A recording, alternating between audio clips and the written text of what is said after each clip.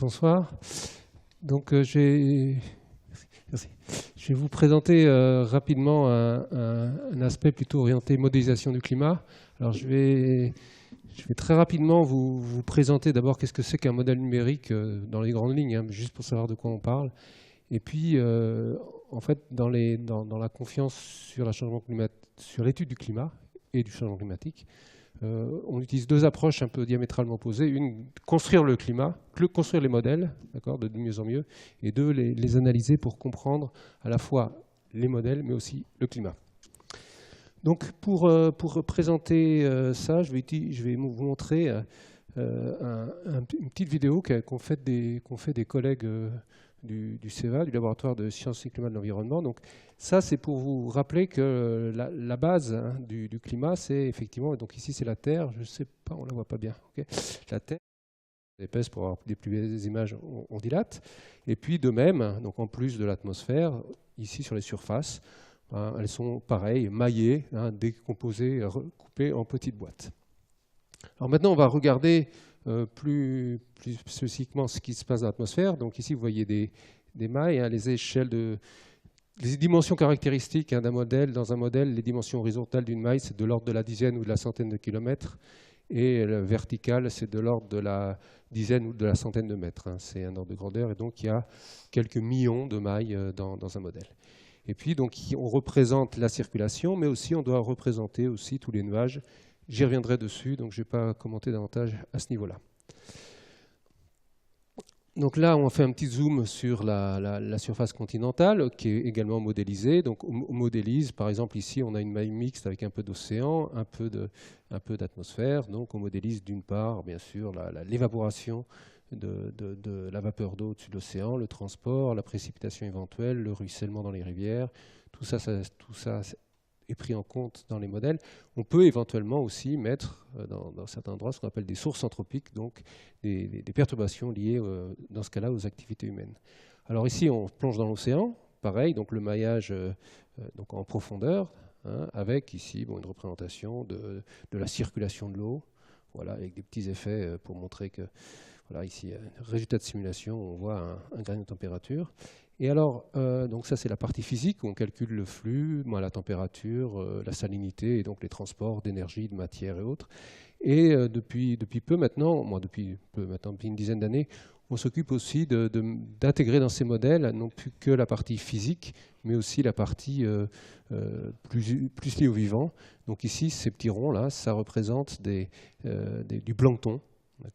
Du plancton qui capte notamment le CO2, pardon, et puis quand il meurt, il sédimente, il tombe, et il est soit reminéralisé, c'est-à-dire soit au contraire il tombe au fond de l'océan, et ce qui tombe au fond de l'océan est notamment utilisé par les paléoclimatologues pour étudier le climat du passé. Donc tout ça, on le met sous forme d'équations, sous forme de programmes informatiques qui sont ensuite envoyés sur des centaines de processeurs, sur des supercalculateurs. On a deux supercalculateurs, celui du CNRS et celui du CEA. Je vais juste montrer ici un sous-ensemble de résultats, mais pour vous montrer avant tout que le modèle climat, c'est un modèle physique dans lequel il y a la circulation. Alors ça, par exemple, c'est des sources et puits de CO2 au niveau de l'océan, c'est-à-dire que dans les régions rouges, l'océan émet du CO2, de façon tout à fait naturelle, et dans les régions bleues, au contraire, il en absorbe. Voilà. Donc ça, c'est un exemple d'une simulation dans laquelle cette pression de CO2 et donc ces flux de CO2 sont calculés. Voilà. Ici, c'est un exemple un autre exemple plutôt atmosphérique, donc où on a en blanc, c'est les précipitations. Donc vous voyez, moi je vais animer tout à l'heure, mais donc vous voyez ici on a des dépressions, ici on a la zone de convergence intertropicale et autres. Donc c'est un peu des modèles, c'est exactement comme des modèles météorologiques, et donc on calcule vraiment des grandeurs physiques. C'est ça qui est le message important. Bon, je crois que je vais m'arrêter à ce niveau-là. Donc ces modèles climatiques sont des modèles donc à la fois, donc ça c'est celui qu'on développe nous ici à l'IPSL, donc qui est en partie à l'UPMC, en partie aussi sur d'autres sites, Orsay et Saint-Quentin en Yvelines.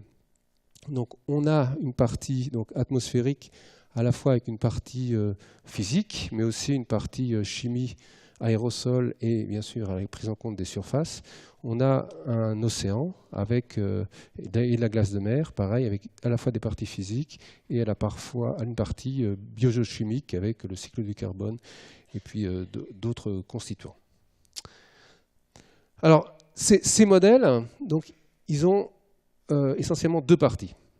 Une, c'est vraiment sur la circulation. Je vous ai montré tout à l'heure des choses qui tournaient, etc. Donc c'est vraiment la circulation océanique et atmosphérique. Et ça, c'est basé sur le même type d'équations que celles qui sont utilisées pour calculer les écoulements autour des ailes d'avion, des choses comme ça, ce qu'on appelle la mécanique des fluides. Alors là, bien sûr, les conditions sont un peu différentes, mais physiquement, la base, c'est les mêmes équations.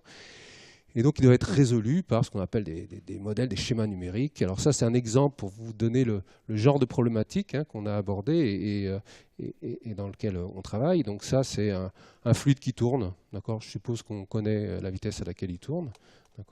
Et puis, on met quelque chose ici, un produit avec une concentration qui est représentée par le grisé. Et puis je calcule, au bout d'un certain temps, alors c'est très simple, et donc on est capable, c'est un cas totalement idéalisé, on est capable de calculer la solution analytique exacte. Et puis justement, donc ça c'est mathématiquement, résolvant les équations, et puis on est capable aussi, dans les modèles numériques, on calcule ça de façon approximée par des schémas numériques, et vous voyez que ici on reproduit assez bien les grandes structures, et beaucoup moins ici, parce que le schéma est plus diffusif. Voilà. Donc ça, il y a tout un travail, c'est un exemple idéalisé de travail qui sont faits sur ce qu'on appelle nous la dynamique, donc vraiment la circulation grande échelle, à la fois dans l'atmosphère et dans l'océan. Et ça, c'est une illustration du type de maillage. Donc comme dans le film, ici, ça c'est le maillage en latitude et longitude. Mais en fait, vous voyez, un des inconvénients de ce maillage-là, c'est qu'au pôle, il y a un point singulier, tous les points se croisent, et donc les surfaces, finalement, de chacune des mailles sont très différentes. Donc on travaille sur des maillages plus réguliers. Alors, il y a ici, par exemple, un cube projeté sur une sphère, mais au labo, par exemple, à l'IPSL, il y a beaucoup de gens maintenant qui travaillent sur un nouveau cœur dynamique basé surtout sur ce type de maillage, donc c'est voilà, qui est plus régulier.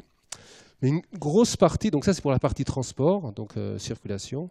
Alors, mais une grosse partie de notre travail consiste à en fait modéliser ce qui n'est pas directement calculé. Je vais essayer de m'expliquer un peu. Ici vous avez des mailles, de l'ordre de grandeur, à nouveau je vous ai dit 10 à 100 km sur l'horizontale, 10 à 100 mètres sur la verticale, des longueurs typiques.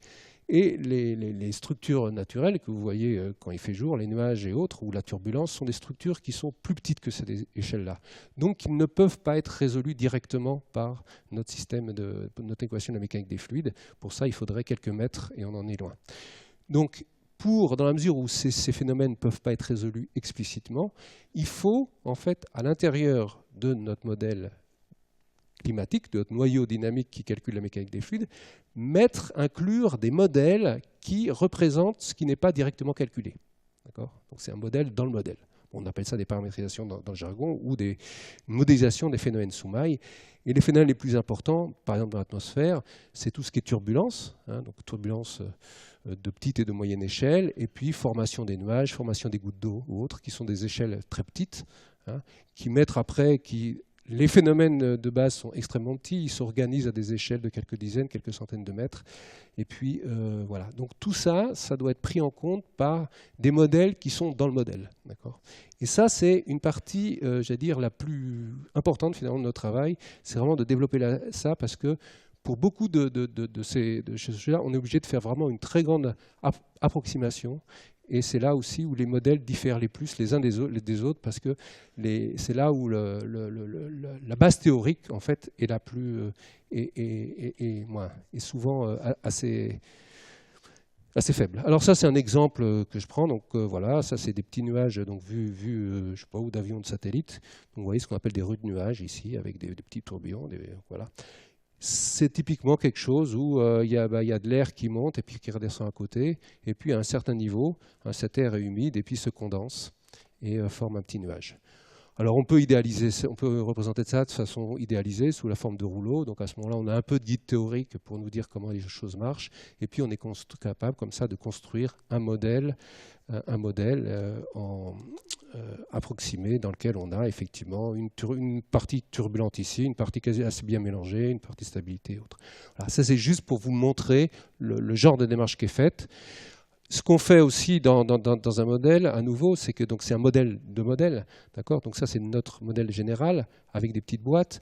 Dans ces petites boîtes, en fait, on fait avec des modèles, alors là par contre à très haute résolution, des études plus physiques à des échelles plus fines. On fait aussi des campagnes d'observation pour savoir ce qui se passe. Et puis on fait des allers-retours entre ces modèles de référence sur une petite partie de domaine et puis ces modèles globaux qui traitent l'ensemble. Et puis même avec ces modèles globaux, bon, on peut, dans certaines situations, voilà, raffiner le maillage et puis donc se comparer à des modèles un peu plus grande échelle. Alors, donc il y a tout un travail d'aller et venu entre des modèles de référence, des expérimentations et puis des modèles grande échelle dans lesquels il y a un certain nombre d'approximations qui sont faites. Alors ça c'est une partie, disons, de développement de modèles, d'accord, en se basant sur des phénomènes qu'on essaye de comprendre le mieux possible et puis qu'on essaye de décrire le mieux possible à travers vraiment la phase de développement de modèle et d'évaluation du modèle, après qu'on compare aussi aux observations. Et puis il y a une autre approche qui est de dire en fait, nous bien sûr on mélange, on met les ingrédients dans les modèles, c'est nous qui les écrivons, mais en fait on écrit des équations locales qui ensuite interagissent entre elles. Et finalement il y a une autre question, c'est comment se comporte finalement le système dans son ensemble, d'accord.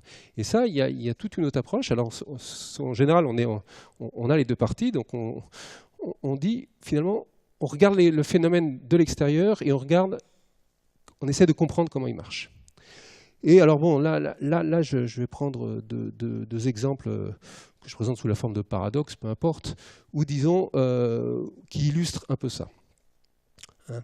Alors, il y a par exemple un paradoxe archi-classique qui est, voilà, donc dans les modèles de climat, en fait, il simule une augmentation de l'effet de serre quand on augmente le CO2.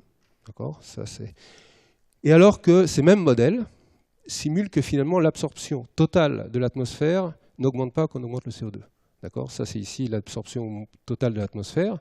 Quand on augmente le CO2, bon, peu importe les échelles, disons, vous voyez que ça varie quasiment pas. D'accord ? Alors que l'effet de serre augmente. Okay. Donc on peut se dire c'est bizarre. D'accord ? Il y a beaucoup de gens qui disent ah c'est bizarre d'ailleurs donc c'est pas vrai, etc. Quand on est physicien, on essaie de comprendre pourquoi c'est bizarre. Finalement, il y a peut-être une raison derrière. Effectivement, l'analogie de l'effet de serre, hein, le principe de base, c'est de dire voilà, ici, donc j'ai du soleil qui arrive sur une plaque, la plaque se refroidit en émettant du rayonnement infrarouge. Si je mets une vitre devant, eh ben, ce rayonnement sera absorbé par la vitre qui réémettra vers la surface et donc ça va le réchauffer. Ça, c'est l'histoire classique. Et donc, voilà, si mon rayonnement, si ma vitre absorbe tout le rayonnement, j'ai une espèce d'effet de serre maximum. Donc on se dit, ben voilà, j'ai l'effet de serre maximum et donc je ne peux pas avoir plus d'effet de serre. Okay. Et donc si on augmente l'opacité, ça ne change rien. Et ben en fait, oui, mais on peut dire différemment. On peut dire aussi, si je mets au-dessus de ma première vitre qui déjà absorbe tout le rayonnement infrarouge, je peux en mettre une deuxième vitre qui absorbe aussi tout le rayonnement infrarouge. Donc, et finalement, je vais augmenter mon effet de serre. Okay, c'est assez évident. Donc on parle d'une situation où finalement, les deux vitres ici, elles absorbent tout le rayonnement, de même que ma vitre ici. Mais le fait de les mettre distantes, le fait de créer une différence de température, fait que on peut montrer comme ça, on peut expliquer. Alors, probablement, vous ne comprenez pas. Moi, c'est difficile en quelques mots, mais voilà. Ce phénomène, ce paradoxe, en fait, si on regarde bien les résultats, eh ben on le comprend très bien et il n'y a aucune contradiction scientifique, disons, entre ces résultats. C'est juste, il faut qu'il y ait une analyse, une interprétation. Un autre exemple très différent d'analyse des résultats, hein, c'est que bon, quand on augmente ou on baisse la température, hein, quand on varie la température de l'atmosphère, hein, en moyenne, les modèles simulent que alors, je vais parler d'une augmentation de température, donc ici c'est sur l'horizontale, d'accord. Quand on augmente quand on augmente la température, c'est l'augmentation de température en degrés, et ben on augmente l'humidité relative, d'accord. C'est assez logique, hein. Plus vous avez une température élevée, plus il peut y avoir de vapeur d'eau dans l'atmosphère, d'accord. Et donc vous avez une pente ici qui est contrainte théoriquement, c'est la loi de Clausius-Clapeyron. Voilà. Donc ça c'est la loi théorique et ça c'est ce que simule le modèle. Vous voyez, ça suit à peu près. Et puis, bon, les pluies, ça vient de la vapeur d'eau, donc on peut se dire, ah oui, au premier schéma, ah oui, donc si la vapeur d'eau augmente de tant de pourcents par Kelvin, eh ben, les pluies doivent augmenter pareil. Un schéma, le raisonnement logique. Eh ben non, en fait, ici, c'est les mêmes. Ça, c'est les mêmes modèles qui simulent. Ces modèles simulent cet accroissement d'humidité et ils simulent cet accroissement de précipitation, lors de 1 à 2% typiquement par Kelvin au lieu de 7% par la vapeur d'eau. Voilà pourquoi. Donc en fait. Alors à nouveau, c'est parce que ce n'est pas totalement intuitif, c'est-à-dire que c'est vrai localement, mais si vous considérez le système dans son ensemble, en fait, ce qui contraint la pluie, alors là, je vous demande à nouveau de me croire, disons, parce que ça peut être expliqué, mais c'est juste un peu long, c'est pas difficile, mais c'est juste long. C'est pas finalement le contenu intégré, c'est pas la vapeur d'eau. En fait, c'est une contrainte énergétique. C'est-à-dire que quand on condense l'eau, on libère de l'énergie, et cette énergie, il faut qu'elle soit évacuée. Et en fait, il y a des limites à la quantité d'énergie qui peut être évacuée par rayonnement. Donc en fait, c'est ce bilan d'énergie qui contrôle la pluie, ce n'est pas directement la vapeur d'eau. Voilà. Donc ça, à nouveau, on est capable de le comprendre, mais ça peut créer des fois des paradoxes. En tous les cas, une bonne partie de notre travail, en fait, résulte justement d'analyser ces simulations et de comprendre, effectivement, de travailler sur la compréhension au sens classique, physique du terme, des résultats. Voilà. Alors, une dernière chose, donc on fait donc des études sur un modèle, mais en fait souvent on fait sur plusieurs modèles, d'accord, parce qu'ils ne sont pas basés, ce que j'ai appelé les paramétrisations tout à l'heure, elles sont différentes d'un modèle à l'autre, donc ça produit des résultats différents. Et donc un bon travail d'analyse en général consiste d'une part à quantifier cette dispersion, à savoir pourquoi les modèles diffèrent. On s'attend à ce que s'ils diffèrent, c'est parce qu'au moins tous ne sont pas justes. Donc on essaie de comprendre pourquoi ils diffèrent, et donc est-ce qu'on est capable d'identifier des raisons de cette différence, et du coup essayer du coup de tester si l'hypothèse d'un modèle est plus réaliste que les autres. Voilà. Et ça, c'est un travail important pour utiliser la diversité des résultats pour en fait comprendre les mécanismes qui ont une influence importante sur, par exemple, les projections climatiques. A priori, on ne sait pas forcément quels sont les mécanismes qui sont importants, mais la diversité des modèles permet d'étudier leurs différences et l'origine de leurs différences, et donc c'est une façon, en tous les cas, de comprendre comment ils marchent. Et un dernier point sur lequel je vais terminer, c'est que, j'ai beaucoup parlé de modèles parce que je travaille dessus, mais que dans les études de climat, en fait, les résultats de modèles, c'est une chose, d'accord, et que quand on dit qu'on a confiance en un résultat, c'est pas juste qu'on génère des résultats et puis qu'on a analysé, etc. C'est quand on parle de résultats robustes, c'est bien sûr on a confiance autant que faire possible se peut sur les modèles qui ont généré ces résultats, mais aussi on a compris ces résultats, on est capable de les analyser théoriquement. J'ai très rapidement évoqué tout à l'heure deux exemples très, très simples. Et autant que faire possible se peut, et on ne peut pas toujours tout évaluer, comment ces phénomènes, les phénomènes qui nous semblent essentiels, sont cohérents avec les observations, sachant qu'on n'a pas d'autres terres pour le faire des expériences.